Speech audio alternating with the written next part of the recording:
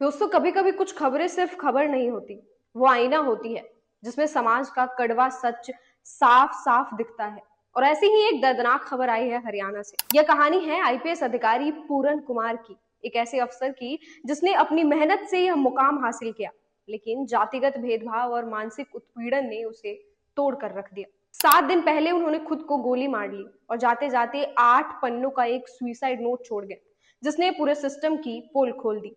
हम अक्सर सुनते हैं कि अब तो समाज बदल गया है, जातिवाद खत्म हो गया है, आरक्षण की कोई जरूरत नहीं है। लेकिन सच्चाई क्या है? अगर सच में जातिवाद खत्म हो गया है, तो क्या एक सीनियर आईपीएस अफसर को, जो खुद कानून का रखवाला है, उसी कानून और सिस्टम के भीतर भेदभाव का शिकार होकर जान दे देता?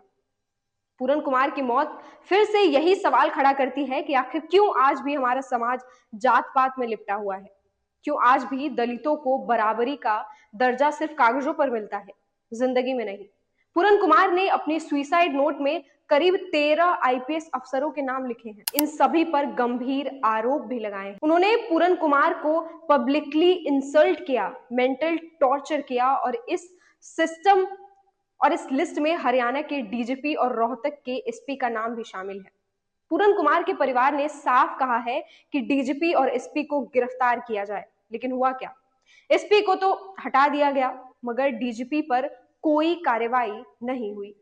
बस इतना कहा गया कि उन्हें 10 दिन की छुट्टी पर भेज दिया जाए। अब सोचिए, क्या यही न्याय है?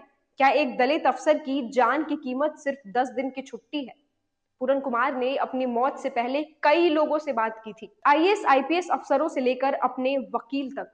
और फिर उन्होंने अपनी पत्नी आईएएस अफसर अमनीत कुमार को आखिरी नोट भेजा। इसके कुछ मिनट बाद सेक्टर 11 के अपने घर के बेसमेंट में एक थिएटर रूम में उन्होंने खुद को गोली मार ली। वहीं पास में उनका मोबाइल फोन पड़ा था, जिसे पुलिस को कई अहम कॉल डिटेल्स मिली है। अब चंडीगढ़ पुलिस इस केस की जांच कर रही है। डीजीपी शत्रुजीत कपूर समेत 15 अफसरों पर केस दर्ज हो चुका है। एसआईटी ने पूरन कुमार के फोन की कॉल डिटेल खंगाल ली है। पता चला है कि उन्होंने मरने के ठीक पहले कई अफसरों और अपने करीबियों को कॉल किए थे। अब पुलिस यह पता लगा रही है कि उन बातचीतों में क्या कहा गया था। पुलिस अब उस लैपटॉप की भी तलाश में है जिस पर सुसाइड नोट टाइप किया गया था, लेकिन परिवार ने वो लैपटॉप देने से मना कर दिया है। पुलिस का कहना है कि उसे फिंगरप्रिंट्स और ईमेल ट्रेल से यह पता करना है कि क्या वह नोट सिर्फ पूरन कुमार ने लिखा था या उसमें किसी और का भी हाथ था। तो सवाल वही है, क्या वाकई कोई इंसाफ होगा या यह केस भी किसी पुराने फाइल की तरह धुल खा जाएगा?